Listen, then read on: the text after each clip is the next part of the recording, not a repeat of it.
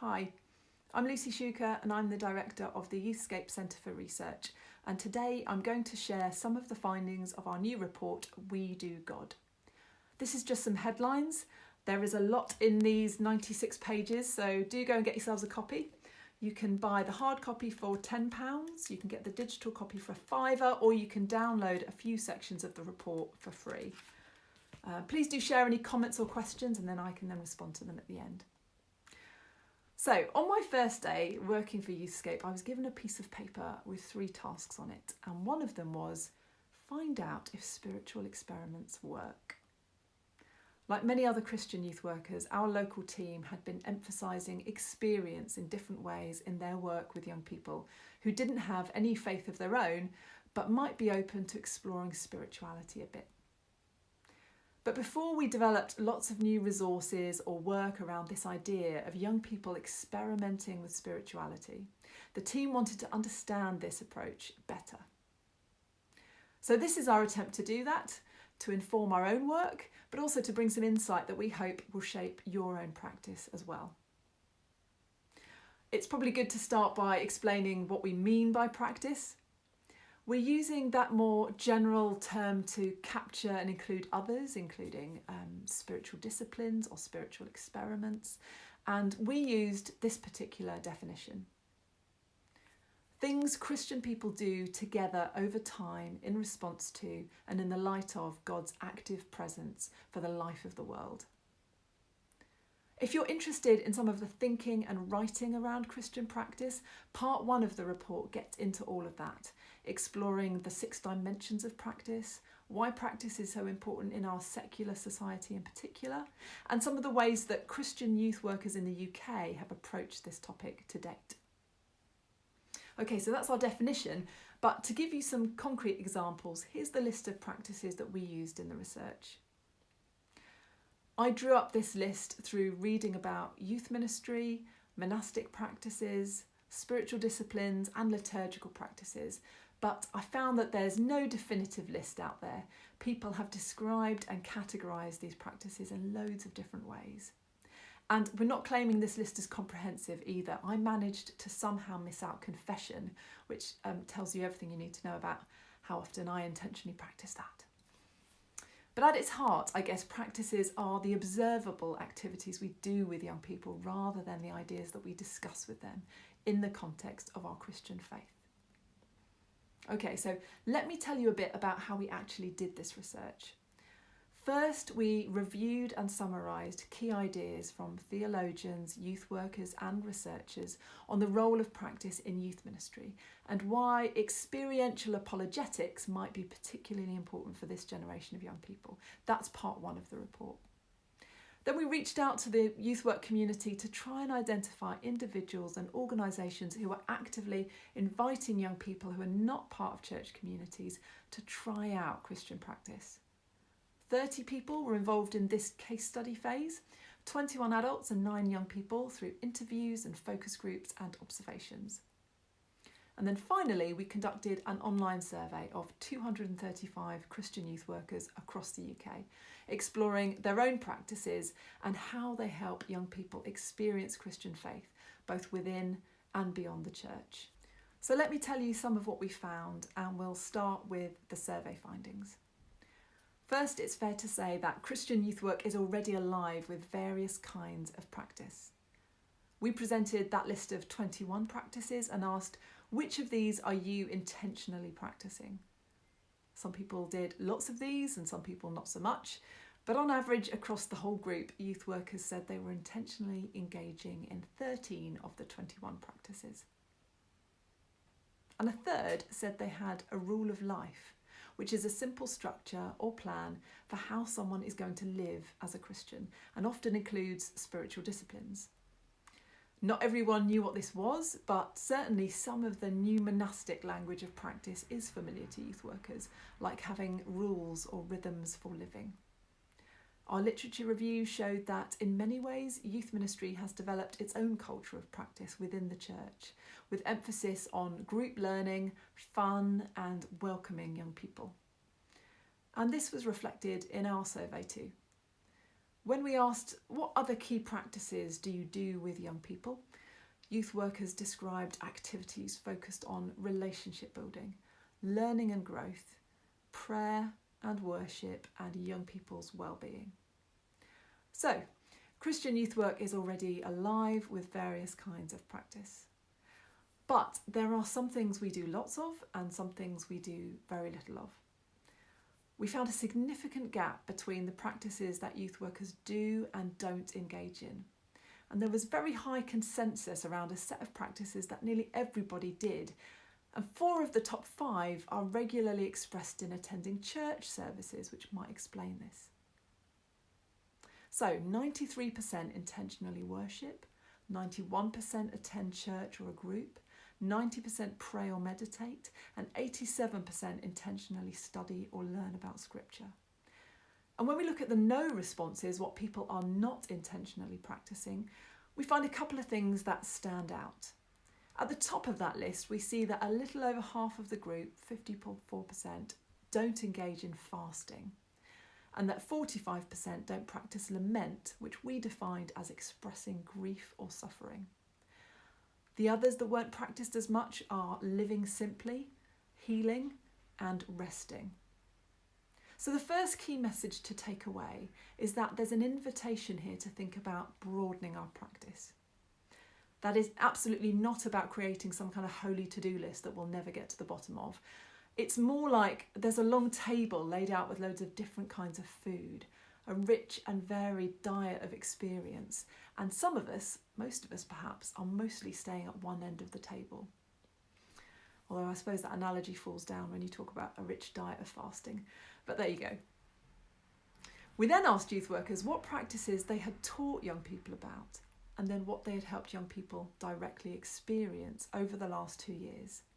And we asked how you were engaging with young people who are and are not part of churches. And there's a couple of things to say here.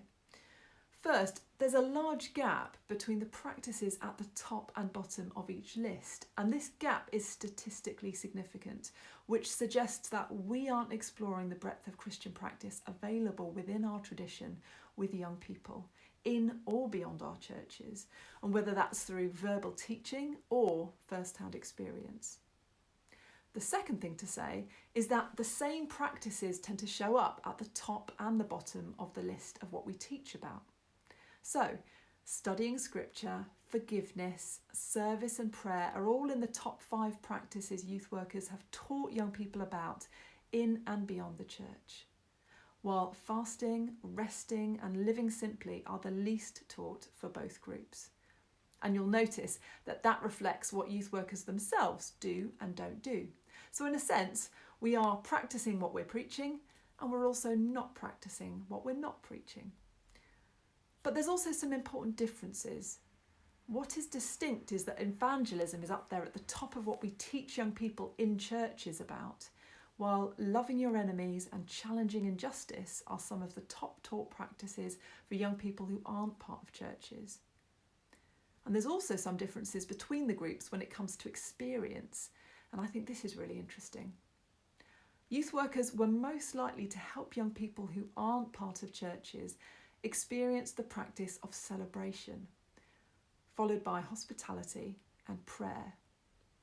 In contrast, youth workers were most likely to help young people within churches experience worship, prayer, attending church, and studying scripture.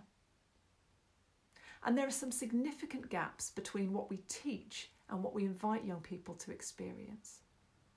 In general, those we surveyed were more likely to teach about practice than help young people to experience it, whether those young people were in churches or not. So there were 10 practices that youth workers were significantly more likely to teach young people within churches about than help them to experience, including forgiveness, challenging injustice, evangelism, and resting. And it was a similar pattern engaging with young people in the wider community, more teaching about Christian practice than experiencing it. Now, there are some instances where it looks like we focus on experience more than talking about it. Youth workers reported being significantly more likely to help young people within churches experience worship, attending church, celebration, creativity, and communion than they were to teach about those practices. And when we're engaging with young people in the wider community, youth workers were more likely to help them experience celebration, creativity, and attending church or a group than they were to teach about those things. So the second key message is that in some areas we need to close the gap between what we tell young people about and what we invite them to experience for themselves. We need to practice what we preach and preach what we practice. So we could explain some of the things we just do, like celebration and hospitality, and potentially make sense of them as Christian practices by contextualising them in the story of God. And when it comes to things like forgiveness and challenging injustice, we could create more opportunities for young people to put this into practice themselves so they have first-hand experience. We also learned through the survey that youth workers know the value of experience, particularly in missional work with young people. They told us that when young people who aren't part of churches see Christian practice, it can authenticate claims about God's love, and that when young people take part in practice themselves, it can help them directly experience God's life and community. And there are a couple of key themes here. First, practices can be attractive because they respond to young people's needs and desires, so they can be culturally resonant. The practices that were highlighted as particularly engaging with these felt needs were healing, particularly around mental and emotional well-being, sharing your story or testimony, and being hospitable or inclusive to others. In contrast, some people highlighted the radical or countercultural nature of practices like forgiveness, lament, and rest, the ones we engage with less, suggesting that they might not be as immediately attractive, but they're important to introduce as practices that help us encounter God's love and that are good for our well-being.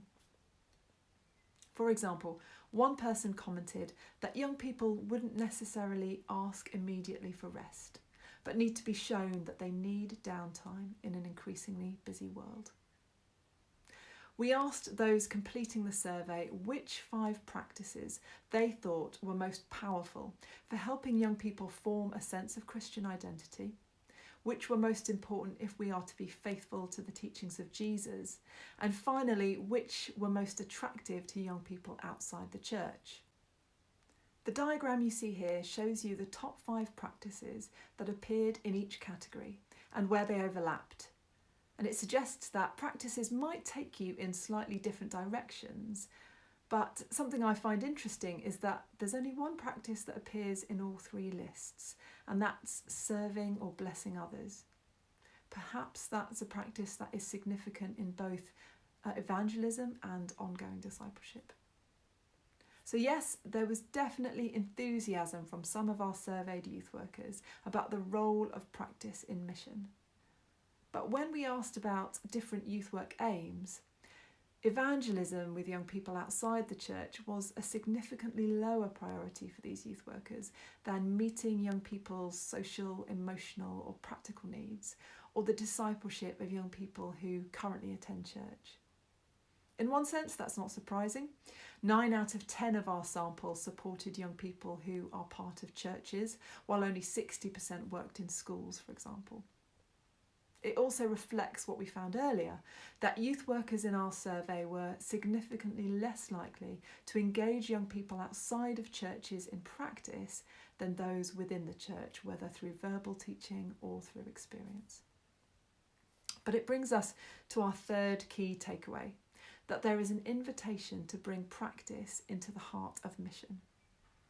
The first section of the report introduces the idea of experiential apologetics, that alongside hearing and understanding what Christianity is about, people are invited to put faith into practice and test its claims through their own first-hand experience. On the one hand, that's nothing new. Youth workers often led the church when it comes to experiential learning. But on the other hand, much of church culture does seem to be more focused on talking about faith than facilitating experience or encounter. In John 7, Jesus says, "Anyone who chooses to do the will of God will find out whether my teaching comes from God or whether I speak on my own." So there's an opportunity to facilitate experiences of Christian practice that don't just meet young people's needs and make faith plausible, but also potentially help them encounter Jesus as well. So, okay, that's all very interesting. But what if we want to explore practice in more depth? What might you need to practically think about? Well, this is where our case studies come in. They're not comprehensive. We will certainly have missed out on lots of amazing youth work, but we did learn a lot through them, and so I want to share 5 headlines. First, practice has a role to play at all stages of a journey of faith. This isn't just about those who've reached some peak in their discipleship where they've got spiritual disciplines and rules of life. No, we learn that threshold experiences can provide substance for reflection and stimulate curiosity, as they did for one young woman called Kelly, who went into a prayer room and she began reading the Bible for the first time and said, "I felt at peace and like I could feel something inside me changing." For some young people, exploring Christian practice provides concrete experience of an alternative way of living, which presents a choice that they can then make for faith or against faith. And in a related way, a curriculum of practice was being used by some youth workers as a way to almost deconvert churched young people so that they had the choice to embrace a more radical and faithful Christianity and to support them to develop habits that would help them follow Christ into the future. Second, practices facilitate encounter with God, reflection and engagement with the world. Practice was described in 3 main ways through our case studies. Things like worship and prayer facilitate encounter with God, and in doing so they have enormous potential for disrupting everyday experience for those who don't come from a faith background and creating completely new spiritual experiences. Other practices orient young people toward reflection on themselves or the wider world. And here we learned that young people may well need support to both make sense of their experience, but also to contextualise it within a Christian framework. Then finally, practices can mobilise young people to care for people close to them, to serve people in their local area, and even to respond to global inequalities. Shifting from being recipients to givers can be empowering, particularly for those who are not routinely invited to give, such as young people with additional needs perhaps. Young people in one of our case studies, for example, really enjoyed the challenge of leaving a Bible verse in a public space for someone else to find. None of them were familiar with scripture, but they were empowered to participate in what God might want to say to somebody. We heard about all sorts of things that young people were being invited to try, from contemplative prayer to foot washing, from climate protests to digital detoxes. But one thing was clear. Because Christian practice is rich in its diversity, it can engage young people who have different preferences, personalities, needs and learning styles. So we heard lots of accounts of youth workers contextualising practices to specific groups or individuals. Third, modelling, listening, trust and commitment are key features of practice-based ministry with young people. We wanted to learn about how youth workers were designing projects or ministries around practice, and the main thing here was that practice is not an off-the-shelf resource. It's a commitment to co-discipleship. And although this may be a familiar idea, youth workers' accounts suggested that it requires self-awareness, vulnerability and honesty to be a disciple alongside young people, where it's not just about what we say but what we do. We were told that helping young people reflect on their experience is key, and this requires us to listen, notice and honour what God is already doing in young people's lives. Unsurprisingly then, established, trusting relationships are a good context for inviting young people into Christian practice, and in turn, they can further authenticate these experiences. A number of interviewees talked about the importance of starting with young people themselves rather than some teaching concept or an overly structured curriculum. This could mean identifying young people's character strengths in terms of practice, the things they want to do and are already good at, as well as the practices that respond to their particular needs. And then there was time and commitment, two things you need if you're going to go from facilitating one-off experiments or experiences to a culture or a rhythm of practice.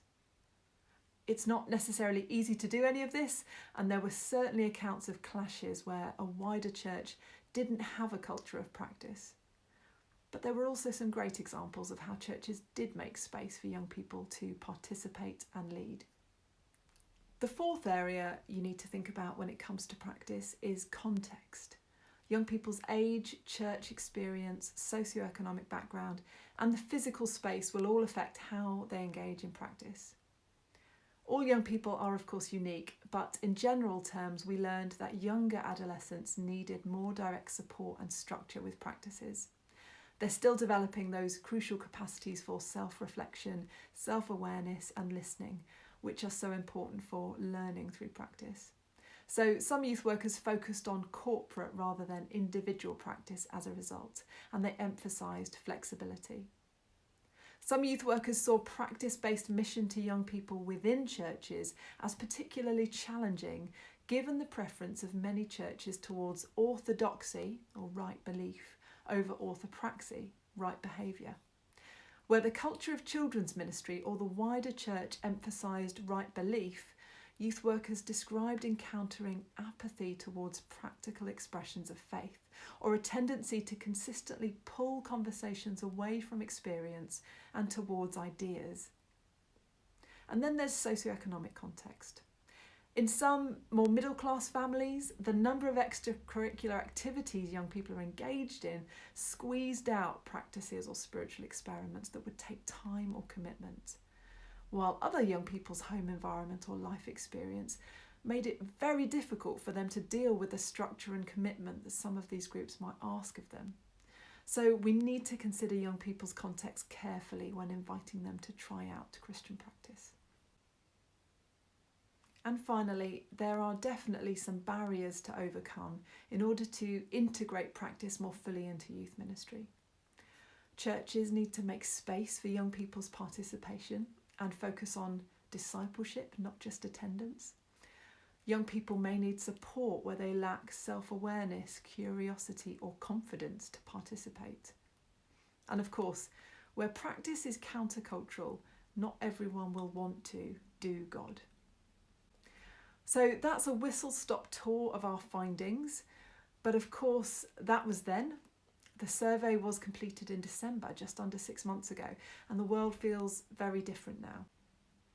So what do we take from this now? Well, for many of us, our own habits and faith practices may well have been thrown up in the air, especially where these were mostly corporate. We're finding ways to still connect with each other and pray and express Christian faith and community, but we've been forced to stop much of what we used to do.